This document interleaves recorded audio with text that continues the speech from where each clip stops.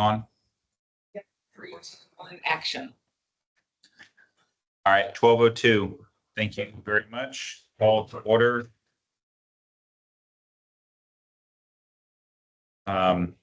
Opening invocation and pledge of allegiance. I'll do the, do you mind doing the invocation and we'll do the, Would you pray or which first? Okay, invocation. Sorry. let's follow the order. All right. Let us pray. Heavenly Father, we thank you for this opportunity to serve our community. Grant us the wisdom to lead with fairness, humility, and unity. Help us to honor the trust placed in us by acting with integrity and seeking best for all. Guide our decisions today that they may reflect your will and bring benefit to those we serve. In your name we pray. Amen. Amen. I pledge allegiance to the flag of the United States of America and to the republic for which it stands, one nation, under God, indivisible, with liberty and justice for all. Honor the Texas flag. I pledge allegiance to thee, Texas, one state, under God, one and indivisible.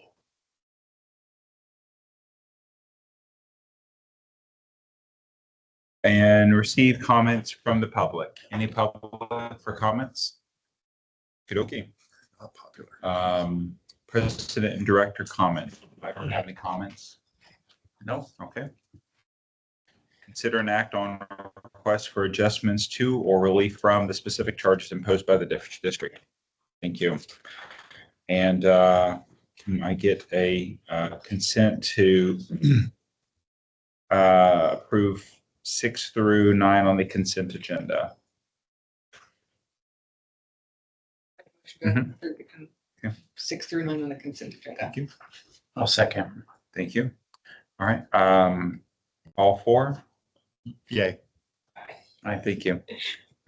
Yeah. All opposed? All right. And number 10, receive the regular monthly SGRA Woodlands Division reports, including updates on operations, projects, and public outreach. Reports in your packet. I don't have anything to add, but glad to answer any questions you may have. Moment.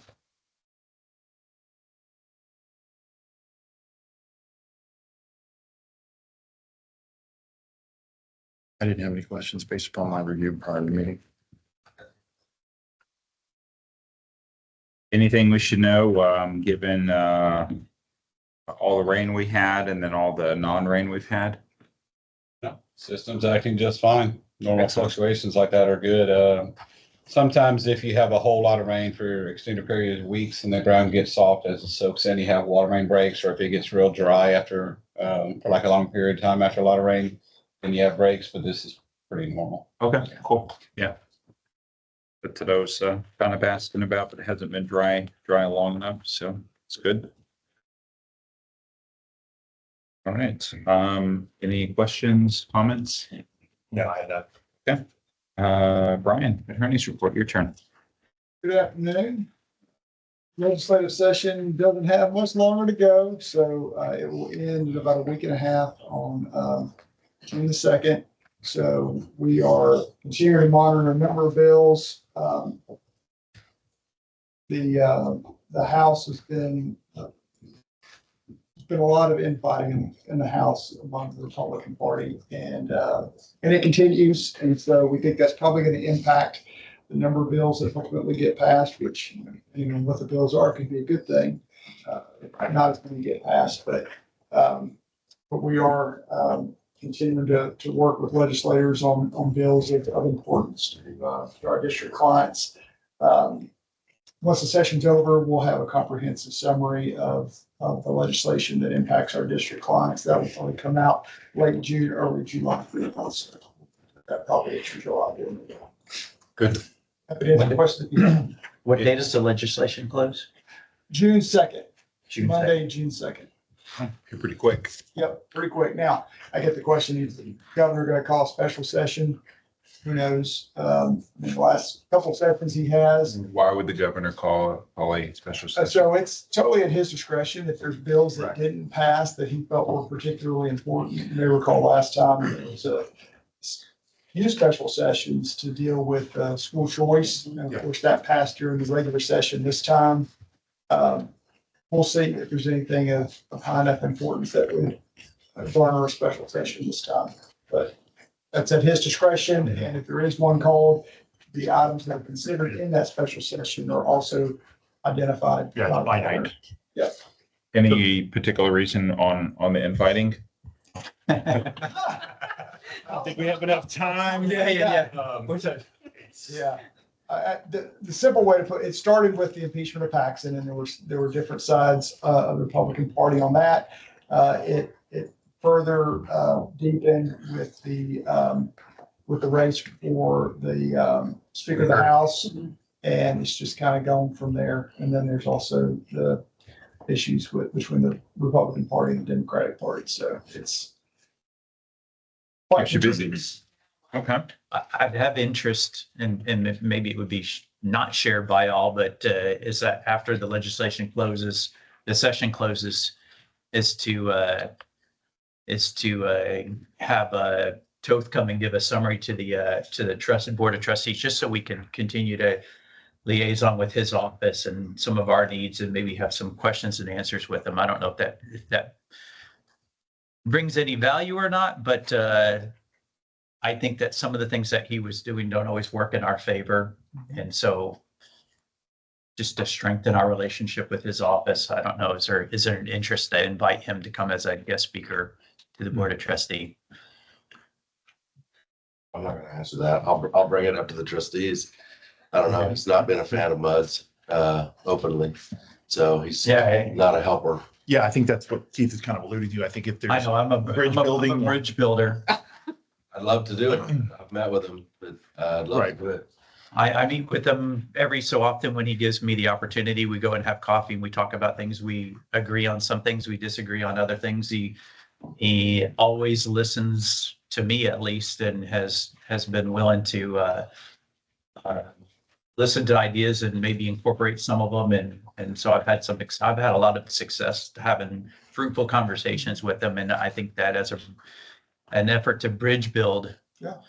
You know, and I don't think that he's afraid to take hard questions either. Trustees and, yeah, talk to them about what he's doing. You bring up at the trustee meeting. Yeah. Okay. Inviting him to come to a future trustee meeting Yeah. to visit about the session. Okay. I think it's always good to have our elected officials open to discuss things. Especially if we don't feel like they're always acting in our favor. So. That's Good. why you might, okay. Awesome. Okay. Any questions or additional questions or comments on Brian's report? Okay. Discuss and or act on out of district water and wastewater service agreement with Montgomery County Precinct 2. So we went ahead and put this on the agenda. I think it's probably it will be a defer item today. But just to refresh everyone's memory, Howard Hughes is working on their project back off of 2978. It's deferred to the Patrick side. Had been a Dan Patrick radio station site back in there. And so there's some property there along what used to be called Mansions Way. It's going to be called Woodtrace Boulevard, where the county's going to have a building. I don't know if it's a community center or what I think it's a community center that they're going to have there. It's adjacent to the property that Howard Hughes is developing. It's not in the district, but we need water and sewer service. I think they're also doing some cost sharing on some detention, some land swap to make some more of the land that's in the district developable. That's when we talked about a year ago. He came in and made a presentation, a little Correct. sharing here and there. Correct. Yeah. Correct. So what we'll need to have is an agreement, and there are a handful of these in the Woodlands, where the district agrees to provide water and sewer service on an out-of-district basis to a customer. So here, we could annex the county's property, but frankly, it doesn't do the district any benefit to do so because it's tax exempt and wouldn't add to our tax base. So it makes more sense to let it remain out of district, and we can serve it, visit with defer to Eric on the multiplier rate, but generally it's a 2x, 3x on the retail rate. Because they're not paying any taxes and we still have to maintain the public infrastructure. So that's the district's way of being able to capture the some amount of funds to be able to offset the maintenance of the public infrastructure that they're not paying taxes toward maintaining. So that's something that we need to have here in the coming months, and defer to Eric on the multiplier rate, but probably 3x is probably. Yeah, I'll look at it. It's in place. It's a policy. Yeah. So we'll just enact that. Yeah. Not create anything new. Do we have a time frame here? I mean, I know you're saying it's on the agenda, it's deferred, but I just want, is this summer thing, fall? So the next agenda item has to do with the engineer's report, and we're deferring any projects today. We'll probably have in the next month or so some items for discussion. So it will depend on that. So all the stuff that Howard Hughes is building will tie into this property. So this track won't get serviced until Howard Hughes completes their public infrastructure projects on behalf of the district. So this service agreement will tie in with that. Yeah, the bigger picture is there's also movement on the other track, there north of 47. All for research. All for research. And so what I've asked for is for me to get kind of up to speed. Other than the meetings that Dan came and gave an update on the one on 2978, I really haven't been in the loop on kind of the activities that have been going on, the design and how both of those have progressed. So I really want to get me tied back into the loop on that, because once they start going forward with design of public infrastructure, it kind of triggers some TCEQ rules on what you need to come to the board for approvals, whether it's, for design or advertising for bids or ROAs or pay estimates, a lot of different paperwork that the TCEQ is going to eventually require to see, and they're going to require that it's come to you for approval. Now, there's not much to really dig into, Right. other than to keeping you all in the loop. I just want to make sure that I'm in the loop as well. So I'm working with Howard Hughes and at this moment to try to get up to speed on where everything is, so I can better answer your questions when you have them. Right. In my mind, it was just understanding the sequence of events when we have to have a service agreement in place, executed, fully enabled, so that you can then unlock the next steps and start acting and other those things that we have to then come and bless or approve. Because I know there's some, we're going to get, it's not a quid pro quo, but we're going to get some retention capacity or something in some of that, one of those areas. We're talking about, kind of offsetting some things. So just want to be clear, we're going to get this agreement in place, in principle in place, and then. Yeah, my guess is we're not gonna be providing them a service before, 6 months, 3 to 6 months. That's pretty on the soonest, but my guess is it's probably 6 months or so. And I believe they've put money up towards that already. So that part of it's in play. Good. All right. Sounds pretty standard. Excellent. Any other questions or concerns? So that covers both 12 and 13. Thank you, sir. All right. All right, 14, receive and or act on the general manager's report. All right, just a few updates. Did want to mention we are continuing to do the ditch condition assessments throughout the woodlands. I think we have all of Harper's done, I think, now. This point, there's one little section. There's one small area we gotta go back to. Yeah. But other than that, we're pretty much, I think we're probably about 75% done for all woodlands. We got a little bit to go. We're hopeful to get it finished by the end of June, so we can incorporate that into a capital improvement plan and start talking about that at the budget setting time. When do you expect to share the report or the study on the Harper's ditch? Well, they're gonna need, there's no study being evaluated right now. The only thing that we've talked about is maybe doing some surveying just to identify. And actually, prior to them doing any field work, LJ was actually able to pull some previous title work that was done in that area and forwarded me some information. So we may be able to not do as much surveying as we needed. So I kind of took that in, looked at it, and put them on hold, at least for the moment. So, but once we get done with the evaluation and bring it back to you during the budget setting time, that's when we're really going to need to get serious about, okay, what are we going to do next? What are we going to put in the budget? What can we afford? And that type of thing. Because, again, I think we're looking at a couple $1 million or so for that deal, and we just don't have that in the bank. So we're going to have to figure that out at that time.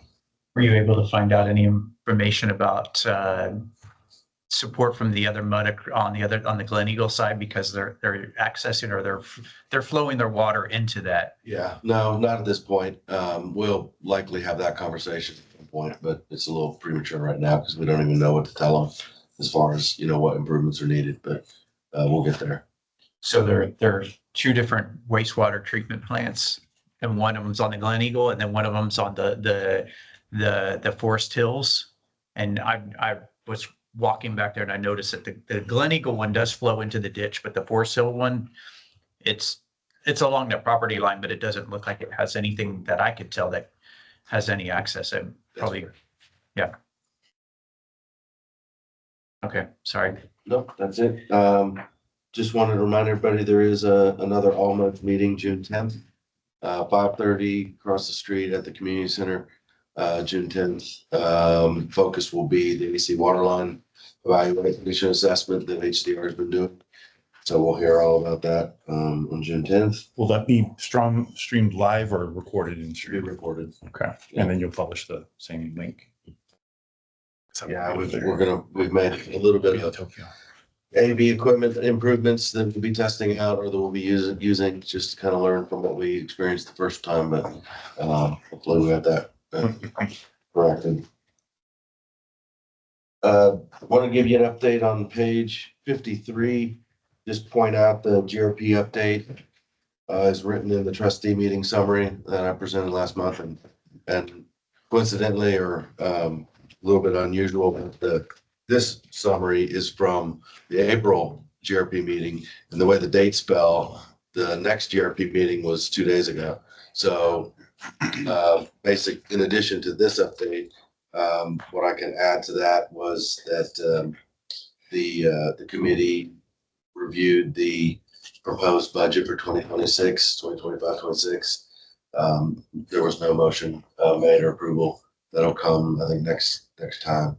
And then there was talk about from each of the if you recall at the last meeting when I had asked for everybody to kind of talk about their goals and objectives, 4 of us expressed those.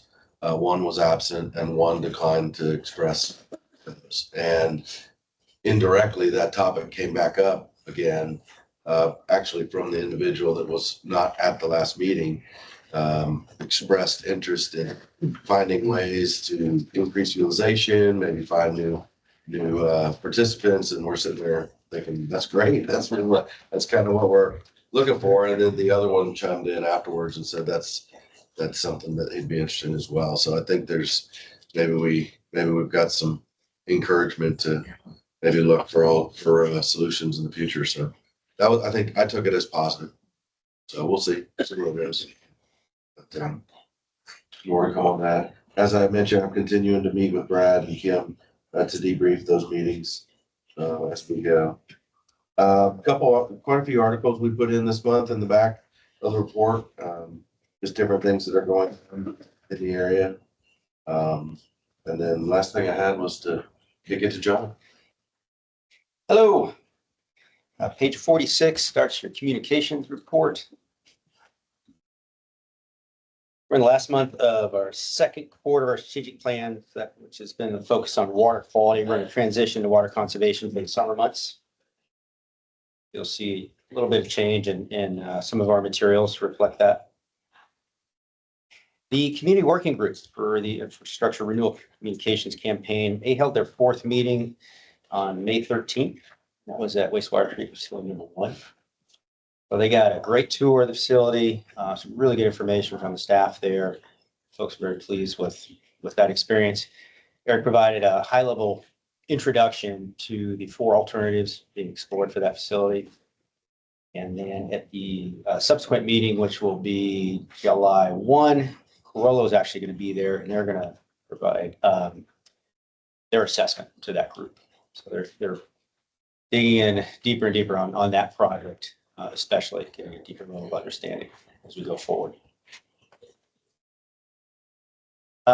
We are in the process of producing a couple videos, and those should be rolling out sometime this summer. One's going to be an introduction to Woodlands Water, put a face to the agency, who we are, what we do, a couple minutes long. And then second one will be about our water supplies from source to tap.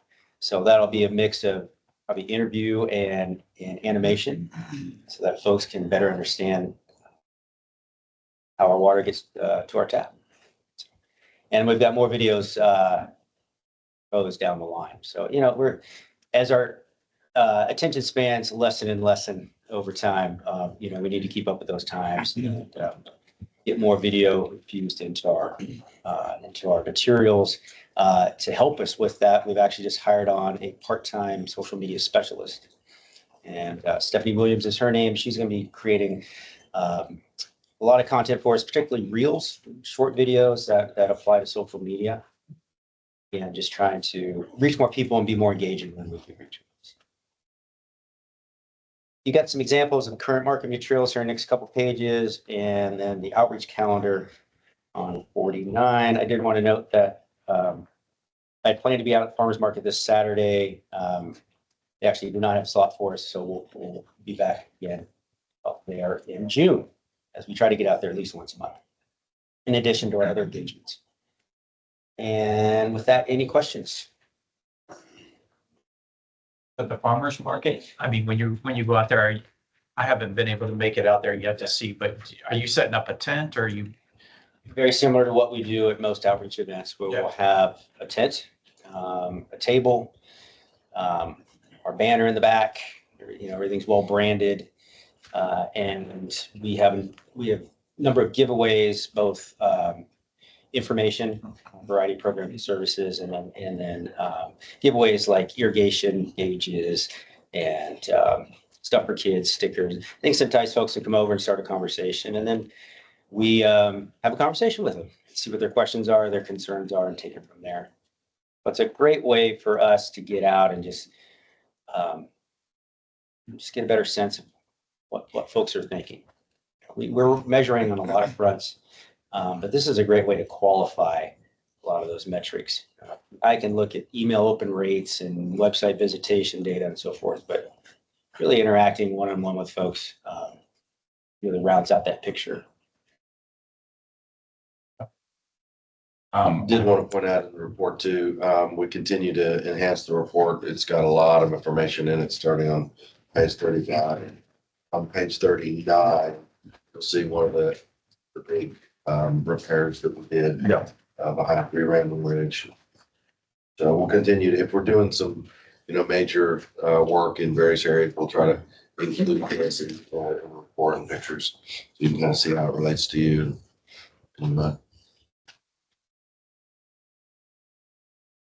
And lastly, I think just wanted to address Door hanger stuff. Yeah, we had a situation where we didn't receive information from our payment company that tells us that there was the payment was made. That triggers and it was just a short block of folks. But then that triggers us to go out and put door hangers that your water is going to get turned off. And so that occurred. Yeah. And so How many people received those door hangers? Quite a few. Well, it was spread all over. It was about, I think the door hangers, there was about 600 out of 34,000, something like that. Is that right? Is that number not? Is there any way to know how many of those were in our mud? Well, I don't know offhand. Is that number not just unusually high? Quite a Well, that's what I'm looking at on page 51. You actually have graphs that speak to it, and it's a little confusing, but it does show that at the top of the page, it shows door hangers and disconnects, but that was for April. So, I mean, it's a little bit frustrating, right? What table? The door hangers, so there's it's a kind of a two-step process. So the door hangers, Notification, right? yeah, there's door hangers where there was over 300 door hangers. And then after that, then they get a notice, I think it's via email, that there was going to be a cutoff. And the email was kind of the bigger issue because that really freaked some folks out. Right. And so the door hangers, there was about 300 and mid 300s. It was just confusion. I mean, It was. there was a lot of people who were like, I pay my bill, it auto drafts every month. Why am I getting, where, and so, you know, we Yeah, we well, chimed in or and, called, and we corrected it and got it cleaned up. And what we decided, just because that happened, is that we weren't gonna do cutoffs this month until we get it cleaned up. But we've corrected it already at this point, so hopefully it will not happen in the future. Have you all sent anything out to the public apologizing? Not specifically, Do you think that would be a good idea? perhaps. I don't know. Okay. It didn't affect very many people in the public. I know those that it affected were really, put off by it. I can only imagine. Yeah.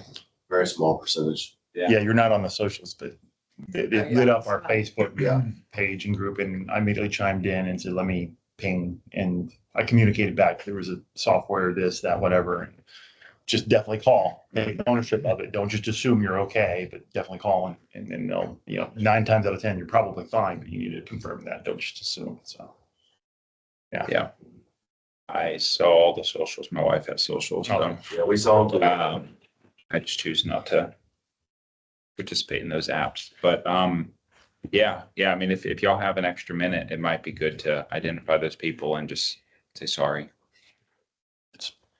But it's hard because you have some Just my false opinion. positive, but you have also some actual Yeah, ones that are. in there, there's real offenders is the thing.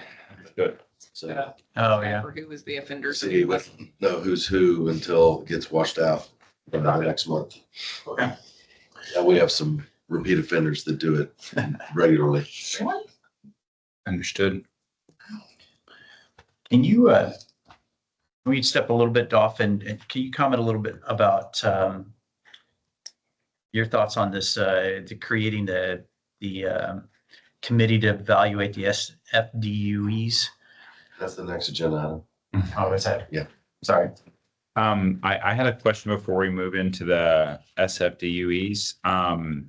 So I was not at the all trustee MUD / meeting, and I had to leave early on the all MUD meeting, and I was not here last month. Sorry, life has been really crazy coaching basketball for 9-year-olds. I thought we were at 2 options. Now we're at 4 options. Has this situation evolved What are you talking about? on the repair in place, replace in place? John had mentioned there are 4 options. Yeah, there's always been 4. Okay. I thought we had narrowed it down to replace versus repair. Yeah. Okay. All right. Any other comments on general manager report? Okay. Number 15, consider an act on authorizing WWA to evaluate the MUD SFDUE wastewater allocation for the WRF number 1 service area. Yeah, at the special trustee meeting, April 22nd, I believe, the trustees requested and then last month confirmed that asked that this agenda item be placed on the agendas for all the MUDs to basically take back to the MUDs the consideration for WWA to do an evaluation to confirm what the SFDUEs are as it relates to what becomes the 7 MGD that the plant is being looked at for. So previously that came from an analysis done by Freese Nichols several years ago.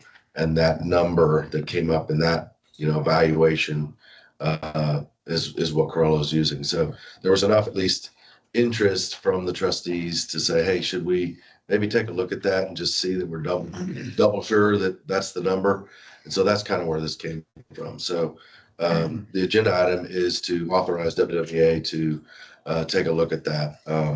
In order to be able to do that, we have developed, and this was already in the works before any of this came up. Started this about 6 months ago to rebuild what was the tools, the software tools that were utilized to develop the 6 and final back in 2017. Those tools were obsolete and not usable for us. So I instructed my GIS consultant to rebuild the 6 and final model, and that was completed a few weeks ago, about a month ago. And so I intend to utilize that to go back into and do an evaluation as to where we are today, and then compare it to the sixth and final and any other contractual demands or capacities that the MUDs have bought since the sixth and final. Because there's a couple MUDs that have actually, y'all have, I think. So so that's what this agenda item is, to authorize us to go ahead and do that verification and come back to the MUDs and the trustees with the verified SFDUEs. Can you explain the timeline on that a little bit better? We think we could probably do it in the next 60 days or so. So any further evaluation on our four options for this is kind of an integral point of discussion about what decision we go on. Yeah, Corolla would be on hold until this is verified, and then once we figure out whatever the number is, then they can pick it up and finish it. So to be clear, this is about rebaselining the assumptive single family flow I think that, yeah. expectations per It's the unit. bond. Just the whole, not just single family, but the commercial, the, SFDU, single yeah, family. everything. Well, I get it, but I'm just Yeah, saying, I'm not gonna get into, a debate on whether it should be 217 per connection or 200 or 350, whatever the number is. It was utilized, 217 was utilized in sixth and final. Mhm. Reese and Nickel came up with 200 because of flow, so they dropped it. Used to be 315 or greater, back in the day. So that's changed over the years. I'm not gonna mess with that. I'm merely gonna go in and look at the parcels for all the properties in the Woodlands, developed or undeveloped, verify what's sitting there, verify what is of the undeveloped properties, kind of look at what was contemplated in the sixth and final as to the crystal ball of what that undeveloped property might be, and just see if that still makes sense. Mhm. And then the other thing that we'll probably look at is what's the current city use and land plan projection criteria for our land use table. Because that's typically what engineers in the industry use to forecast demands on certain types of developments. And so we'll look at that to see how that might compare with the sixth and final, what was contemplated in the sixth and final. sounds like a lot of work, but not, We have 34,000 connections, so that's a lot, but 32,000 of them are single family, so I don't need to verify necessarily those. Now, there may be lots here and there that aren't developed, but I think the bigger picture is really honing in on the commercial. So there's only, just over 2,000 or so of those. So we're gonna go line item by line item, kind of just double check, just to see how many, what they are, what their land use is, does that align with the sixth and final, and what's been purchased? There's a lot of manual work in that when you get to commercial, because you're having to determine what the occupancy rates are for commercial and for the hotels and. Yeah, occupancy is a little different. I mean, if you're looking at hotels and hotels are a little bit unique because you have to build, you can't build for the downtime. You have Yeah, to build for for max. the max time, period. You don't have that choice. full You can't- capacity, full use. And you can't guess for the middle. I mean, that doesn't work. When you're talking about, skyrise buildings or multifamily, maybe there's a vacancy component there that we'll need to dig into. But again, you're gonna need to be able to supply the amount of capacity for that property. Doesn't matter if the current average daily flow is less than that because it's vacant. If it's full, you still have to have it. So you're not gonna build to, the current vacancy rate. You're gonna build to full. You have to. So, again, vacancy doesn't necessarily matter. It may show you what the delta is between current average daily flow and what the SFDUs are telling you. But I don't really care what the vacancy is if I know what the actual SFDUs are. Does that make sense? So, Because you got to design to that. so the number you're looking for is not usage, but actually what is bought or What exists and or is contemplated. The theoretical. Right. bought and projected. Yeah, ideally, it would align with what's been bought, right? Right. That's ideal. I think that's what we'll come up with. I mean, it makes sense. I mean, I've been in this role long enough to know the difference between Corolla and Freeze. And there's some similarities, but there's a lot of differences in those plans. So, I'm excited for the All Mud meeting to kind of hear that out a bit further. But it was very interesting whenever Freeze mentioned their retention building basin thing, their overflow that they had. I don't know the technical term for it, but they brought down their SFDUEs, like you mentioned, and then their proposal was to build in a large structure to hold for high volume days and then wash it out. So when that event's done, so I'd love to see what Corolla has to say Yeah, I will say, on all this. if you hadn't seen the presentation that was given by Corolla on the special trustee meeting, I encourage you to do so. It's long, but it was very valuable, very good information. I agree. Yeah. Yeah. So, Go ahead. so I'm trying to get through my learning curve on this issue, but the SFDUEs came to the forefront of discussion because of the decision-making on the wastewater treatment plant 1. But based on what this reevaluation, the results of this reevaluation comes up, do you foresee that this will affect what we are paying for capacity in the future? Because they have a contract on what capacity they have to be prepared to meet, right? And the contract that we're paying for is at one level, but after you do the study, if it's lower, will that change? Are we looking to change that contract, or is that a discussion? I wouldn't think so. No. I mean, ultimately, the plant needs to be able to provide capacity for whatever the MUDs need. So whatever that number is, and so we got to start with connections first, and then go from there. So the plant has a certain capacity, right? That whatever we do at the plant, it's got to meet whatever capacity we think it needs to meet. But then we also have a contract that says that, for them to maintain that contract, that we're paying for a certain capacity. Are there two different things, or am I confusing this? Because we have a contract to them to guarantee a certain flow of capacity, or they're contracted to provide a capacity. Yes. And then we have a plant that we're trying to decide how much capacity that plant should have to meet in the future.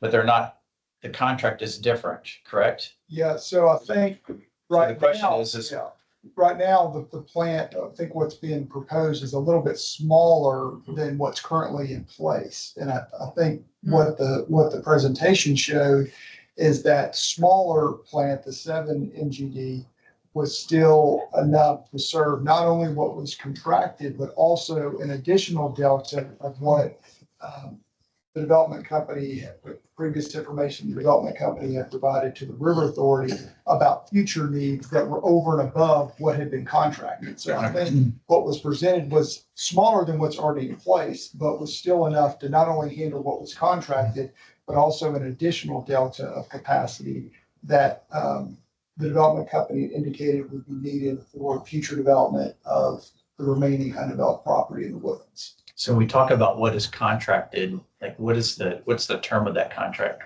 How much, it's a long, Oh, yeah. Oh, yeah. it's like 30 years or something like that, right? Or even longer. Yeah. I Okay. mean, it's a long-term contract. So I think right now it's just a matter of going back and seeing, okay, what is different between what was anticipated at the 60 final out to 2027 to what's actually, on the ground now, and then what's projected, best guess projections forward for the remaining 700 or so undeveloped acres in the district. What is that number? And that's what Eric is trying to get to the bottom of, because that information is a bit stale. And so if you're going to size the plant, you want to make sure if you're sizing it larger than what's contracted, then make sure that that those are, updated, estimated numbers for future use. So practically speaking, my question is for this. So we're being asked to consider an act. And I just want to be clear what we're being asked to authorize. And Yeah, this What is if just this- to authorize Woodlands Water or have the Board of Trustees authorize Woodlands Water to go and evaluate the SFDUE's Mhm. current and projected based on the best available information and bring that back to the trustees. and why do we have to give that? Is it, I mean, it's expenditure of time and money, or is it? Okay. I just want to be clear. And to me, I'm just looking at this very pragmatically. I'm just I trying to. think the bigger picture of why we're making it so formal, because Kim and I were already make sure. trying to do this anyway. Is, I mean, it seems like is Priest did this 2 years ago. they did, but the bigger picture is making that move to approve this officially puts Corolla on hold. And there's a cost associated to that too. There may be, there could be, but if you let them keep going and then we come back to them and say, Yeah, oh, redo work. time out, redo. Yeah. Now there's gonna be a big change This is where I'm trying to go. in time and cost. Yeah. If we cut it off now, authorizing this, say, for a second, let's do this real quick, then we'll get you a confirmed number and then they can keep rolling. There's gonna be less of an impact to time and financial. They'll still need to get finished with the numbers, but I understood that to delay Corolla, that there would be a delay for Corolla and that there would be an additional cost. So is that not necessarily a fact yet, or we don't know? I don't know what that would If be. if the SFD, if after the study, everything comes back and says, yep, everything they used is good, no change this time. Just a little time. Right, but if it comes back and it says, no, there are changes that are needed to the SFD. We have to reevaluate. Then they have to reevaluate, but keep in mind at this study, they were at the tail end of it. They've done all these analysis. Those numbers change, but they're used at the very beginning. Yeah. They have to go back and rerun those calculations all the way through. So I've asked Corolla to prepare a draft scope, schedule, and cost estimate, hopefully by the trustees meeting in June. Just that way, in case that question comes up, we have a rough idea if something changes, what the cost is going to be. So I'm sorry if I'm asking this question that you've already explained here. There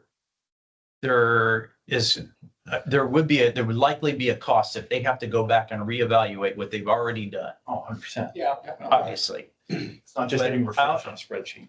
But I'm not sure if I understand, have the answer to this question is, we're asking them right now to just delay while we go through this study. Is there a cost associated No. to the delay? If they're on hold, there's no cost. Okay, There's only a cost if stuff changes. okay, that's what it's. So one of the things that was discussed 2 years ago, whenever Priest did this, and then determined that we had slightly lower SFDUEs, was due to, water technology and things like that. And I think one of the things Chris had mentioned in that meeting was that, yes, we were lower because we're more efficient, but the water is also maybe dirtier because there's less water for the same amount of, let's call it solids. So I'm assuming that is going to be included in this study as well, that as technology increases, we potentially stay the same SFDUEs or go down, that solid to water ratio can become richer. And that's part of this conversation. I mean, that would take into consideration with the design, but that's not taken into consideration for this evaluation. Okay. So do we need to go ahead and move and Yes. basically make a motion to authorize, is it the trust, our, WWA's to So can I get a motion to act upon authorizing WWA to evaluate the MUD SFDUE wastewater allocation for WRF #1 service area? I so motion. I'm not going to repeat that. Number 2, I'll second. all in favor? I, All opposed? Okay, go for it. Thank you. Number 16, receive the Woodlands Water Trustee Report. Sir? So I'd encourage you to go back and watch the video because we get updates from Region H and Region 6. The financials, I'm not going to recap all of that. You can watch that in the meeting. And then obviously a big part of our discussion and the trustee we've already talked about here, which is the SFD DUEs and then Eric's summary. So I don't really have anything additional to add to that. Anyone, questions, concerns? All right. Brian, do we need to recess? All right. We don't need to reconvene. Any discussion further matters for next month? Right. Adjournment 12:47.